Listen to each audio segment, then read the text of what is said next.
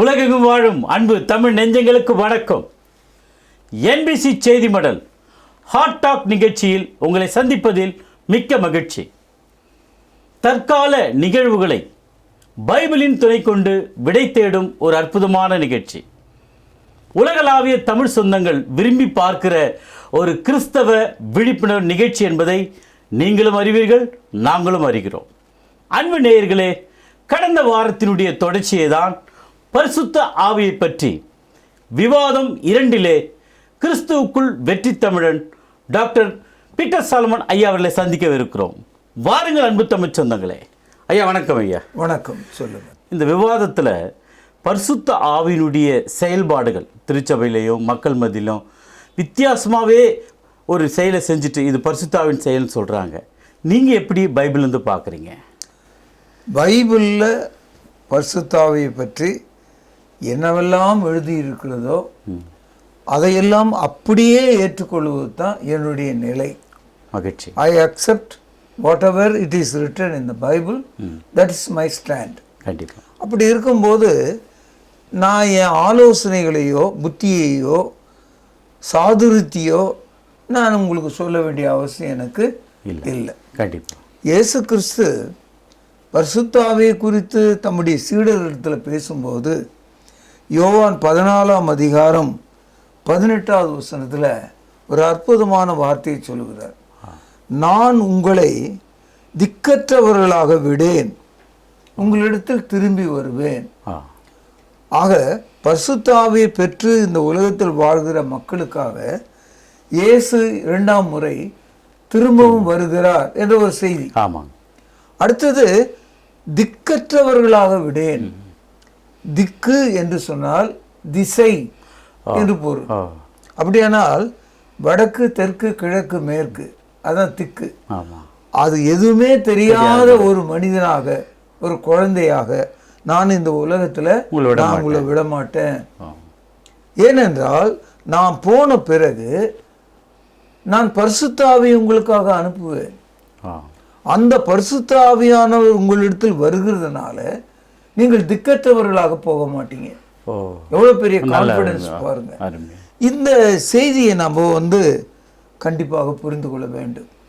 யோவான் 14ஆம் அதிகாரம் 16வது வசனம், நான் பிதாவை வேண்டிக் கொள்வேன், அப்பொழுது என்றைக்கும் உங்களோடு கூட இருக்கும்படிக்கு சத்திய ஆவியாகிய வேறொரு தேற்றரவாளனை உங்களுக்கு தந்தருளுவேன்.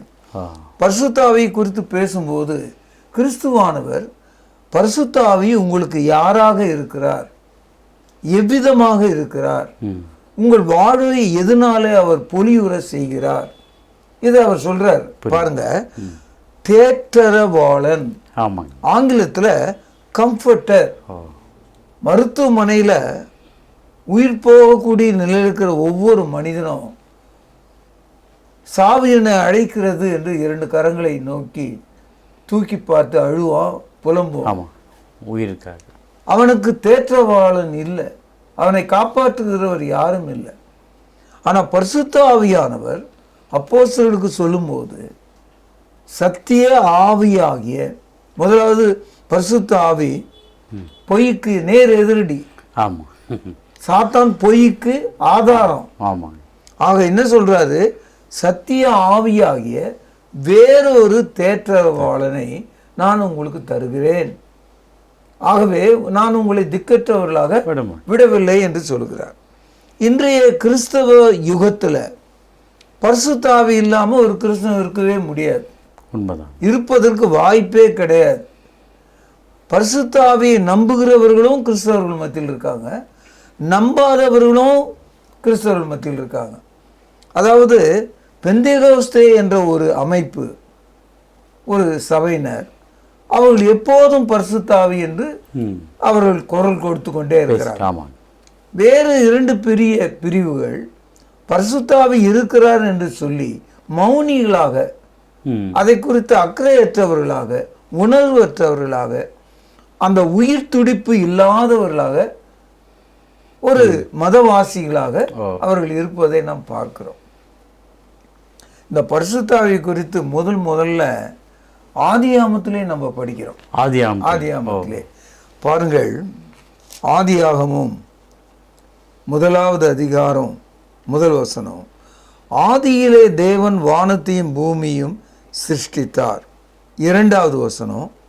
பூமியானது ஒழுங்கின்மையும் வெறுமையுமாய் இருந்தது, ஆழத்தின் மேல் இருள் இருந்தது. கவனிங்க, தேவ ஆவியானவர் ஜலத்தின் மேல அசைவாடி கொண்டிருந்தார். இது ரொம்ப ஒரு ஆழமான ஒரு சத்தியம். அதாவது என்ன சொல்றாரு, when God created heaven and earth, God the Father created through the word. தேவன் தமது வாயின் வார்த்தையினால பூமியை உண்டாக்குகிறார். இந்த இடத்துல தேவன் என்பவர் பிதாவை குறிக்கிறது, வார்த்தை என்பது கிறிஸ்துவை குறிக்கிறது. 3வது நபராக தேவ ஆவியானவர். இந்த இடத்துல இந்த தேவ ஆவியானவர் என்ற இடத்துல தான் எபிரேய மொழியில ரூஃபான்ற வார்த்தை வந்திருக்கு. இந்த இடத்துல இந்த பரிசுத்த ஆவியானவர் பூமியின் மேல அசைவாடி கொண்டிருந்தார், இருளின் மீது அசைவாடி கொண்டிருந்தார், தேவன் உண்டாக்கின சகலவற்றின் மீதும் அசைவாடி கொண்டிருந்தார், அசைவு ஆடிக்கொண்டிருந்தார். அப்படின்னா என்ன அர்த்தம்னா, தேவனுடைய சிருஷ்டிப்பை தேவன் செய்ய செய்ய அதை தன்னுடைய வல்லமையினால பரிசுத்த ஆவியானவர் அடக்கி ஆள்கிறவராக இருந்தார். He was controlling the creation as the God the Father created everything. ஆக ஆதியாகமம் 1ஆம் அதிகாரம் முதல் 2 வசனங்கள்லயே தேவன் இருக்கிறார், அவரை நாம் பிதா என்று அழைக்கிறோம். வார்த்தை இருக்கிறார், அவரை நாம் குமாரன் என்று அழைக்கிறோம். ஆவி இருக்கிறார், அவரை ரூஃபா என்று அழைக்கிறோம்.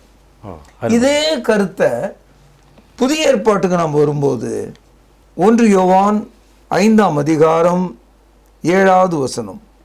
பரலோகத்திலே சாட்சியிடுகிறவர் மூவர். கவனிங்க, பிதா, வார்த்தை, பரிசுத்த ஆவி என்பவர்களே, இம்மூவரும் ஒன்றாயிருக்கிறார்கள். பூலோகத்திலே சாட்சியிடுகிறவர்கள் 3, ஆவி, ஜலம், இரத்தம் என்பவைகளே இம்மூன்றும் ஒருமைப்பட்டிருக்கிறது. ஆகவே இந்த பரிசுத்த ஆவியை மறுதளிப்பதற்கென்ற பெரிய பிரிவுகள்லாம் கிறிஸ்தவ மதத்தில் இருக்கு. குறிப்பா யெகோவா சாட்சிகள் என்பவர்கள் பரிசுத்த ஆவியை அவர்கள் மறுதளிக்கிறவர்களா இருக்காங்க. பரிசுத்த ஆவியை எவன் மறுதளிக்கிறானோ ஆட்டோமேட்டிக்கா அவன் கிறிஸ்துவை மறுதளிப்பான்.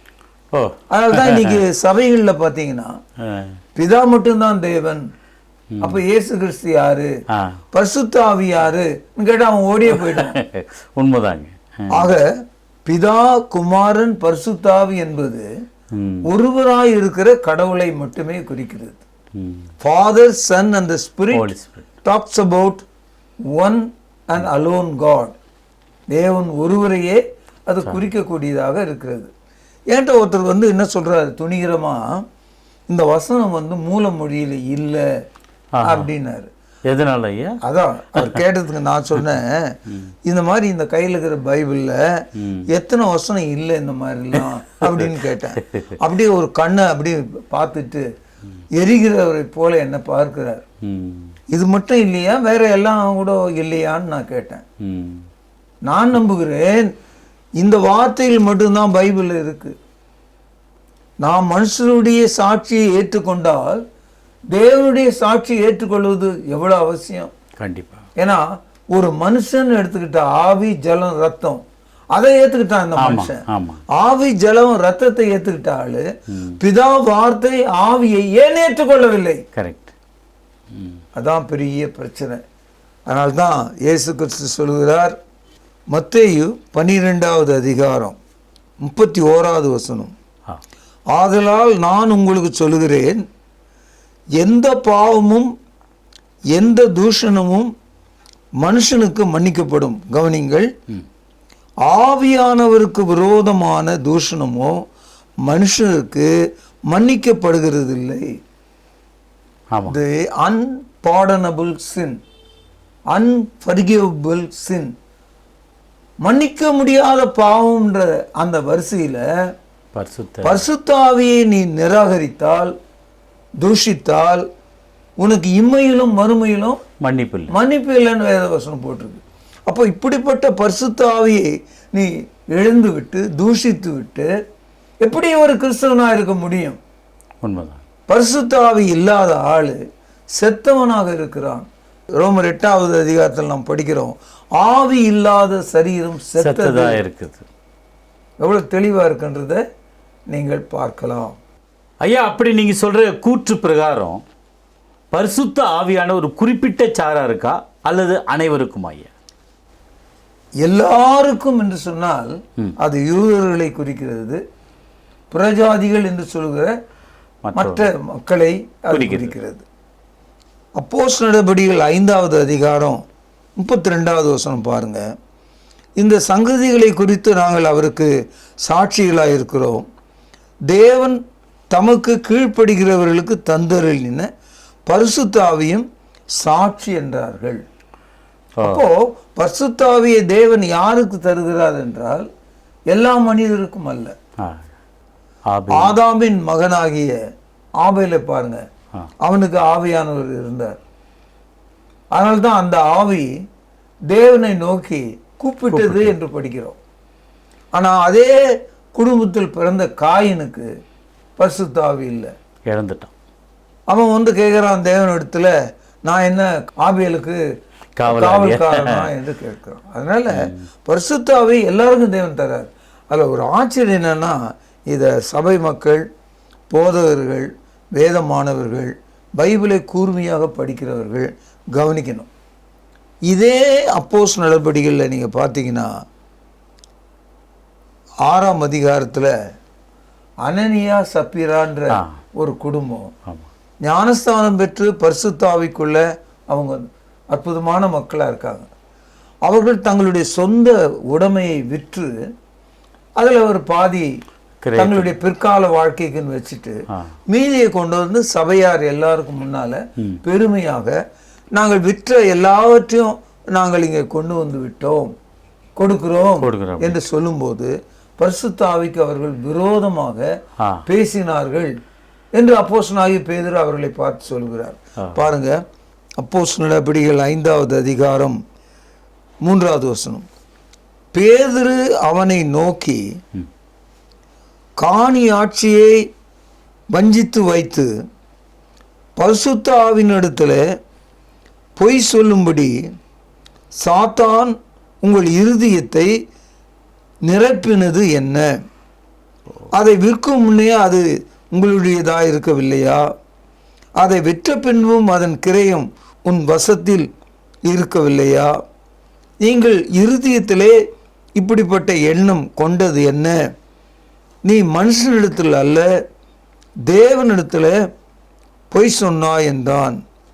அனனியா இந்த வார்த்தைகளை கேட்கவே விழுந்து ஜீவனை விட்டான். இவைகளை கேள்விப்பட்ட யாவரும் மிகுந்த பயம் உண்டாயிற்று. பரிசுத்தாவிடத்தில் பொய் சொல்லியிருக்காங்க. ஆமாம். அதனால பரிசுத்தாவியை தேவனுக்கு கீழ்ப்படுகிறவர்களுக்கு தேவன் தரார். அதை பெற்றுக்கொண்டவர்கள் அதே பரிசுத்தாவிக்கு விரோதமாக அவர்கள் செயல்படும் போது, பொய் சொல்லும் போது மரணத்தில் அது முடிகிறது.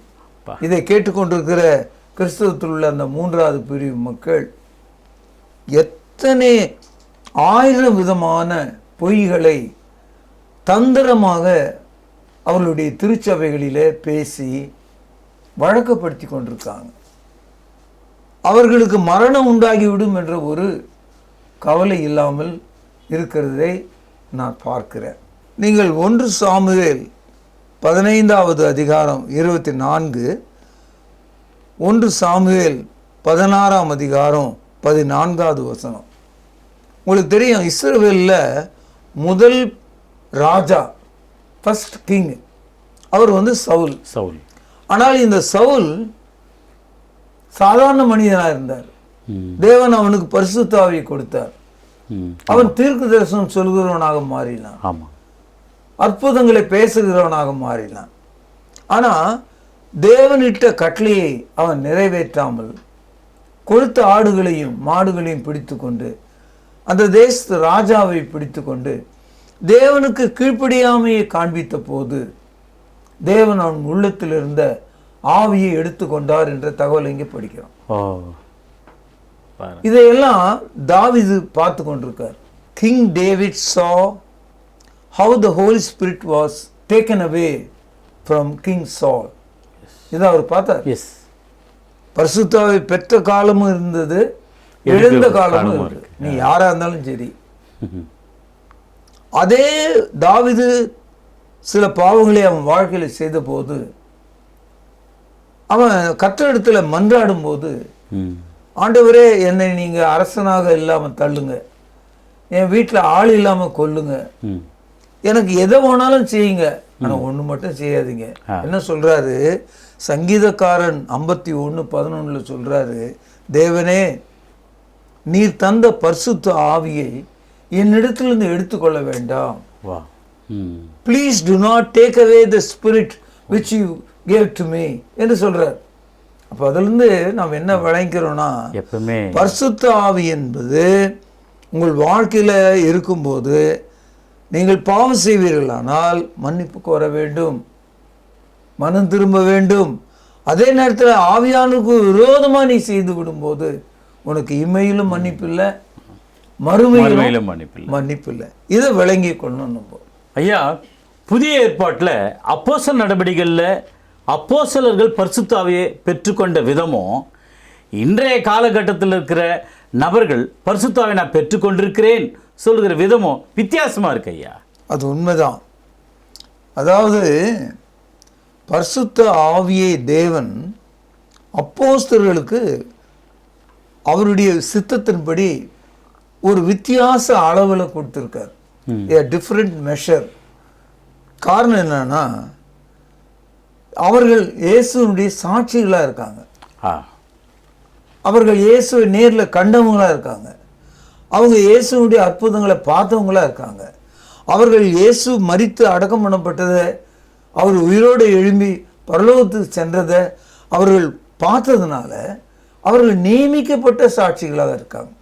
அதுதான் அப்போஸ்தலர் நடவடிக்கைகள் 1:5 ரொம்ப கரெக்டாக சொல்றாரு, நீங்கள் எருசலேமை விட்டு போகாமல் என்னிடத்தில் கேட்ட வாக்குத்தத்தங்களை வார்த்தைகளை நீங்கள் பெற்றுக்கொள்ளும்படி எருசலேமில் போய் காத்துருங்க அப்படின்ட்டு.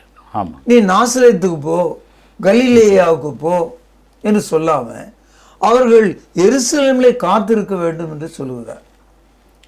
அந்த எருசலேமிலே அவர்கள் காத்து கொண்டிருந்த அந்த கடைசி நாள் தான் பெந்தேகோஸ்தே என்ற நாள். பெந்தேகோஸ்தே என்பது கிரேக்க மொழி, சவாட் என்பது எபிரேய மொழி. அன்றைக்கு எல்லா யூதர்களும் தங்களுடைய ஆலயம் இருக்கிற எருசலேமுக்கு மகிழ்ச்சியை கொண்டாடுவதற்காக வருவாங்க. நீங்கள் அப்போஸ்தலர் நடவடிக்கைகள் 2வது அதிகாரம் படிச்சீங்கன்னா, அதாவது 7வது வசனத்திலிருந்து 16 மொழிகளை பேசுகிறவர்கள் அங்க இருந்திருக்காங்க. அப்போஸ்தலர்களுக்கு ஒரே ஒரு மொழி தான் தெரியும். ஏன்னா அவர்கள் சாதாரண மீனவர்கள், கொஞ்சம் எபிரேயம், மீதி எல்லாம் அரமிக் மொழி தான் அவங்களுக்கு தெரியும். எருசலேமிலிருந்து அவர்கள் காத்திருந்த போது பரிசுத்த ஆவி ஊற்றப்பட்டது. அங்க 4 விஷயம் நடக்குது. வானத்திலிருந்து ஒரு சத்தம், அப்புறம் ஒரு இடி முழக்கம், அந்த வீடு முழுவதும் நிரம்புது. அதிலிருந்து அப்போஸ்தலர்கள் மீது அக்னிமயமான நாவுகள், ஃபயரி டங்ஸ் வேர் அப்பியர்ட், அவர்கள் மீது இருந்து. இந்த 12 பேர் மேல மட்டும்தான். அங்க 120 பேர் இருந்தாங்க. அதுல 108 பேர் அப்போஸ்தலர்கள் கிடையாது, அவர்கள் சீஷர்கள் மட்டும்தான். ஆனா இந்த 12 பேருக்கும் அந்த அக்னிமயமான நாவுகள் அவர்கள் மீது அமர்ந்தது. சில பேர் நினைக்கிறாங்க நாக்குல எலுமிச்சம் பழத்தை குட்டின்னு போன மாதிரி நாக்குல நெருப்பு எரிஞ்சது. நாக்குல எல்லாம் இல்லை, அவர்கள் மேல அமர்ந்தது. இது ஒரு வெரி ரேர் ஃபெனானமா, ஒரு அற்புதமான இறை காட்சி. இது ரெண்டாவது, அவர்கள் ஏதோ பேச ஆரம்பிச்சிட்டாங்க. அவங்க பேச பேச 16 மொழிகளை பேசக்கூடிய அன்றைய அந்த ஜனக்கூட்டம் தங்களுடைய சொந்த மொழியில அவங்க என்ன சொல்றாங்கன்றதை இவங்க புரிஞ்சுக்கிட்டாங்களாம். அப்போஸ்தலர் நடவடிக்கைகள் 2வது அதிகாரம் 6வது வசனம். அந்த சத்தம் உண்டான போது திரளான ஜனங்கள் கூடி வந்து தங்கள் தங்கள் பாஷையிலே, அதாவது மொழியிலே அவர்கள் பேசுகிறதை அவரவர்கள் கேட்டபடியினாலே கலக்கமடைந்தார்கள். எல்லாரும் பிரமித்து ஆச்சரியப்பட்டு ஒருவரை ஒருவர் பார்த்து, கவனிங்க, இதோ பேசுகிற இவர்கள் எல்லாரும் கலிலேயர் அல்லவா? ஆமா, அவங்க பேசுறாங்க. அடுத்து பாருங்க, 7வது வசனம் பாருங்கள். எல்லாரும் பிரமித்து ஆச்சரியப்பட்டு ஒருவர் ஒருவரை பார்த்து, இதோ பேசுகிற இவர்கள் எல்லாரும் கலிலேயர் அல்லவா? கவனிக்கணும். இதுதான் கவனிக்க மறுக்கிறாங்க. கிறிஸ்தவத்தில் பரிசுத்தாவை பற்றி எல்லாம் தெரியும்னு சொல்றாங்க கூட இதை மறுக்கிறான். கவனிங்க, அப்படி இருக்க நம்மில் அவரவர்களுடைய ஜென்ம பாஷையில், இந்த இடத்துல ஜென்மம்னா அவங்கவுங்களுடைய சொந்த மொழியில அவர்கள் பேசுகிறதை கேட்கிறோமே, இது எப்படி? இந்த கான்டெக்ஸ்ட் எல்லாம் அப்படியே அவுட் ஆஃப் கான்டெக்ஸ்டை மாற்றி என்ன செய்தாங்க, நாங்களும் பேசுகிறோம் அப்படின்னு சொல்லி சனிக்கிழமான முட்டி போட்டு அவங்க தலையை ஆட்டி, ஆமாய்யா, அவனுக்கும் விளங்காது எவனுக்கும் விளங்காது அந்நிய மொழியில பேசுகிறார்கள் என்ற ஒரு ஒப்பாரி காத்திருப்பு கூட்டம் அது சனிக்கிழமையில் அவங்க வச்சுக்கிட்டு இருக்கிறது நீங்கள் பார்க்கலாம். ஆனால் பைபிளில் என்ன பார்க்குறோம், அப்போஸ்தலர்கள் பேசினதை அவர்கள் கலிலேயர்கள் என்பதையும் புரிந்து கொண்டாங்க, தங்களுடைய சொந்த மொழியில் ஒவ்வொருவரும் புரிஞ்சுக்கிட்டாங்க, தேவனுடைய மகத்துவங்களை பேசுகிறார்கள் என்பதையும் கண்டுபிடிச்சாங்க. ஆனால் இன்னைக்கு ஒரே ரீங்காரம், இப்போ வண்டு வந்து ஒரு ரீங்காரம் இடும், அது மாதிரி வண்டு ரீங்காரம் இடுவது போல சொன்ன வார்த்தையை திரும்ப திரும்ப அவர்கள் பிதற்றி கொண்டு சொல்வதையும் ஒன்று, அவங்க பேசுறத அவங்களால எழுத முடியாது. அப்படியே எழுதினாலும் அதை என்னன்னு அவனுக்கு விளக்கமாக சொல்லவும் அர்த்தம் புரிய. So they cannot speak, they cannot write, they cannot read. அப்படிப்பட்ட ஒரு நிலைக்கு இன்றைய மக்கள் தள்ளப்பட்டிருக்காங்க. ஆனால் பரிசுத்த ஆவியானவர் கொடுக்கப்பட்ட காலத்தில் வரலாற்று உண்மை தான் நடந்தது. இதில் ஒன்றும் நம்ம வந்து கூட்டி குறைச்சி சொல்கிறதுக்கு ஒன்றும் வாய்ப்பே இல்லை. இயேசு கிறிஸ்து சிலுவை மரத்தில் அவர் தொங்கும் போது ஒரு வார்த்தை சொன்னார். அது ஒரு தீர்க்க தரிசன வசனம், சங்கீதத்திலிருந்து எடுத்து சொல்றாரு. என்ன சொல்றாரு? ஏலோமி ஏலோமி லாமா சபத்தானி என்று சொல்றார். என் தேவனே என் தேவனே என் தேவனே நீர் ஏன் என்னை கைவிட்டேன்னு சொன்னார். உடனே எழுத்தாளர்கள் மத்தேயு, மார்க்கு, லூக்கா, யோவான் போன்றவர்கள் அது உனக்கு விளங்காதுன்னு சொல்லிட்டு உடனே கீழே எழுதுறாங்க, என் தேவனே ஏன் என்னை கைவிட்டேன்னு எழுதிட்டாங்க. இப்போ நமக்கு புரிஞ்சிடுச்சு. ஆனால் அப்போஸ்தலர் காலத்தில் இந்த நிகழ்ச்சி நடந்தபோது அதை கேட்டவர்கள் தங்களுடைய மொழியில் அவங்களே புரிஞ்சுக்கிட்டாங்க. இப்போ இங்கேருந்து ஜெர்மனி போகிறீங்க, ஜெர்மனி துளி கூட உங்களுக்கு தெரியாது. ஆனால் நீங்கள் பேசுகிறத அந்த ஜெர்மன்காரங்கெல்லாம் புரிஞ்சுக்கிட்டாங்களாம். அது எப்படிப்பட்டதாக இருக்கும்? ஆச்சரியமா. அதனால்தான் வெறும் 12 அப்போஸ்தலர்கள், அந்த 12 அப்போஸ்தலர்களில் ஒரு 5 பேர் மட்டும்தான் கடல் கடந்து ஊழியம் செய்திருக்காங்க. கடல் கடந்து ஊழியம் செய்தவர்கள் ஒரு ஆள் இந்தியாவுக்கு வந்தார். அவர் பேர் தோமா. தோமா என்ன மொழியில பேசியிருப்பாரு? நம் மொழின்னு நம்ம நினைக்கிறோம். அவருடைய ஜென்ம மொழி என்ன? அரபிக் தான்.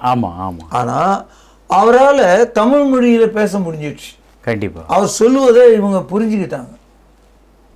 சுவிசேஷம் அதனால்தான் உலகம் முழுவதும் பரவிற்று. அப்போ அப்போஸ்தலர் நடபடிகள் 2ஆம் அதிகாரத்தை திருத்தமாக நம்ம படித்தோம்னா, அக்னிமயமான நாவுகள் அவர்கள் மீது வந்து அமர்ந்ததுன்னு படிக்கிறோமே, அந்த மாதிரி ஒரு காட்சி கடந்த 2000 ஆண்டுகளில் பூமி பந்தாகி இந்த தேசத்தில் எங்கும் எப்போதும் ஒரு தடவை கூட நடக்கவில்லை. The fiery tongue specially came upon the apostles, which was never happened again across the world. நான் அடித்து இதை சொல்லுகிறேன். நீங்க வேணா ஒரு சாட்சி கொடுங்க என்கிட்ட, இந்த மாதிரி அக்னிமயமான நாவு வந்து இறங்கியது. டிவியில் ஒரு ஆள் இருக்கான், அவன் கன்னியாகுமரி பக்கம் சேர்ந்த ஆள். அவர் ஓப்பனிங்கில் வராரு, வந்து என்ன பண்ணுறாரு, அப்படியே நிற்கிறாரு. ஒரு புறாவை போல பரிசுத்த ஆவியானவர் இறங்கி வர்றாரு. எங்கே போய் இறங்குறாருன்னு பார்த்தா அப்படியே பறந்து வந்து அவருடைய நெத்தி கிட்ட வந்து நெத்தி உள்ள ஓடிடுறாரு. அதாவது தலை உள்ள புகுந்துட்டார். பரிசுத்த ஆவியானவர் நேரம் எங்கே இறங்கிட்டாருன்னு காட்டுறான். இது கடந்த 15-20 வருஷமா தொலைக்காட்சியில் நம்ம எல்லாரும் பார்த்துட்டு தான் இருக்கோம்.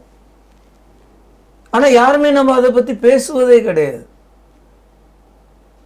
பரிசுத்த ஆவியை போல லைக் எ டவ், இயேசு கிறிஸ்து ஞானஸ்நானம் பெற்ற போது அவர் கரையேறும் போது பரிசுத்த ஆவியானவர் புறாவை போல, போலன்னா என்ன அர்த்தம், லைக் அவர் மீது வந்து அமர்ந்தார். தலை உள்ள போல புறா வந்து தோல்ல அமர்ந்து ஒரு காட்சி தான். அப்பொழுது தேவன் இவர் என் நேசகுமாரன், நான் இவரிலே பிரியமா இருக்கிறேன் என்று உரைத்தது என்று நாம் படிக்கிறோம். அதனால பரிசுத்த ஆவியை கேவலப்படுத்தும், ஈனப்படுத்தும் வஞ்சக ஆவிகள் பூமியில எங்கும் உலாவிக் கொண்டிருக்கிறதுனால நீங்கள் தவறாக பரிசுத்த ஆவியை புரிந்து கொள்வதோ, விரோதமாக பேசுவதோ, ரட்சிக்கப்பட வேண்டிய மனிதனை வழி தவறி போக செய்வதோ கொடுமையான பாவங்கள். உங்களுக்கு மன்னிப்பு இல்லை என்பதை நான் உங்களுக்கு சொல்ல விரும்புகிறேன். அனைவருக்கும் பரிசுத்த ஆவின்றத பைபிளில் பார்க்குறேன். சில பேர் ஞானஸ்தானம் பெற்றும் எனக்கு பரிசுத்த ஆவி இல்லை அப்படின்னு சொல்கிறாங்க. அதை நீங்கள் எப்படி பார்க்குறீங்க? நீங்கள் எபேசியர் 4ஆம் அதிகாரம் படிச்சிங்கன்னா ஒரே ஞானஸ்தானம் ஆமாம் அப்படின்னு போட்டிருக்கு, ஒரே ஆவி என்று போட்டிருக்கு. அப்போஸ்தலர் நடவடிக்கைகள் 19ஆவது அதிகாரத்தில் பவுல் மேடான தேசமாகிய எபேசுக்கு வந்தபோது அவர் 12 பேரை சந்தித்தார். அவங்க நாங்கள் ஞானஸ்தானம் பெற்ற கிறிஸ்தவர்கள் என்று சொன்னாங்க. அதுக்கு பவுல் ஒரு யோசித்து பார்க்கிறார். ஏன்னா அவங்களுடைய செயல்கள் கொஞ்சம் வித்தியாசமாகுது. அவர்கள் இயேசுவை குறித்து பேசுவதை விட யோவான் ஸ்நானகனை பற்றியே பேசி கொண்டிருந்தாங்க. அப்போது இவர் கேட்குறாரு, நீங்கள் ஞானஸ்நானம் பெற்றீங்களே, எந்த நாமத்தில் பெற்றீங்கன்னு கேட்டார். அப்போ அவங்க சொன்னாங்க, யோவான் கொடுத்த ஞானஸ்தானத்தை நாங்கள் பெற்றோம். யோவான் வந்து மனம் திரும்புதலுக்கு எதுவான ஞானஸ்தானத்தை கொடுத்துருக்கார். இதை வந்து அப்போஸ்தலர் நடவடிக்கைகள் 19 முதல் 6 வருஷத்தில் கிளியர் பண்ணுறார். அப்போ ஞானஸ்தானம் ஒன்று தான், அதே போல ஆவியானவரும் ஒன்று தான்.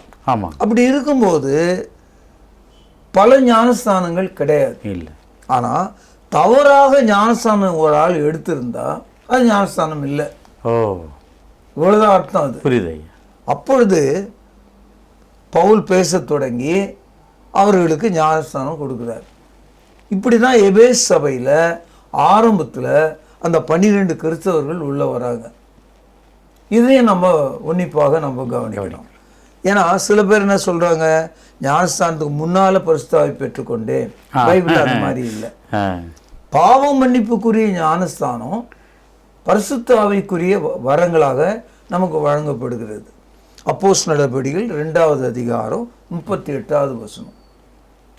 நீங்கள் ஒவ்வொருவரும் மனம் திரும்பி கர்த்தராகிய இயேசு கிறிஸ்து நாமத்தில் ஞானஸ்தானம் பெற்றுக்கொள்ளுங்கள். கவனிங்க, அப்பொழுது பரிசுத்த ஆவியின் வரத்தையும் பெறுவீர்கள். இந்த பரிசுத்த ஆவியை தேவன் பாவ மன்னிப்பின் நிமித்தம் மனுஷனுக்கு தேவன் தருகிறார். தேவனுக்கு கீழ்ப்படுகிறது நிமித்தம் மனுஷனுக்கு தேவன் தருகிறார். இப்பொழுது எபேசுல ஞானஸ்தானம் பெற்றோம் என்று நினைத்தவர்கள் கிறிஸ்துவுக்கு கீழ்ப்படியாதவர்களும் இந்த ஒரே ஞானஸ்தானம் இந்த யோவான் கொடுத்த ஞானஸ்தானத்தை நம்பிக்கொண்டிருந்தவர்களாக இருந்தாங்க. அதனால ஞானஸ்தானம் அங்கே கரெக்ட் பண்ணப்பட்டிருக்கு. இன்னைக்கும் அவிசுவாசிகளாகவும் தவறான உபதேசங்களை பின்பற்றவர்களாக இருக்கிற மக்கள் சரியான ஒரே ஞானஸ்தானத்தை பைபிள் பெறலாம் என்று போதிக்கிறது.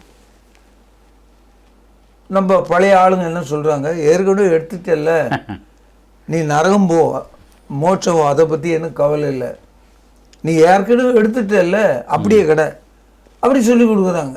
ஆனால் பவுல் அப்படி சொல்லி கொடுக்கல. அந்த ஞானஸ்தானம் வேற, இது வேற. அதில் ஆவி இல்லை, இதில் ஆவி இருக்கிறது. எவ்வளோ தெளிவாக இருக்கு. அதனால் அப்போஸ்தலர் நடபடிகள் 19ஆம் அதிகாரம் முதல் 5 வசனத்தை படித்தா இது நம்ம விளங்கிக்கலாம். கண்டிப்பாக ஐயா. ஐயா, இன்றைய என்பிசி செய்தி மடலில் பரிசுத்த ஆவியை பற்றின 2ஆம் பாகம் ஏற்கனவே ஆழமாக நம்ம படித்தோம். இன்னும் அதிக ஆழமாக தெளிவாக வேத வசனத்தை ஆதி ஆகமத்திலிருந்து பரிசுத்த ஆவியுடைய பணியை நேர்த்தியாக எடுத்து சொன்னீங்க. மிகுந்த நன்றிங்க ஐயா. நன்றி. அன்பு நேயர்களே, நிகழ்ச்சியை தொடர்ந்து பாருங்கள். அநேகருக்கு இந்த நிகழ்ச்சியை அறிமுகப்படுத்துங்கள். அதுவரை உங்களிடமிருந்து விடைபெறுவது உங்கள் அன்பு அறிவிப்பாளன் சார்லஸ் எஸ் குணசேகரன். நன்றி, வணக்கம். வணக்கம். தொடர்பு கொள்ள வேண்டிய முகவரி: திருமறை நேரம், 58 சர்ச் தெரு, குமரன் நகர், சென்னை 6,82,000. தொலைபேசி எண் 044255008882. செல்போன் 9385500882.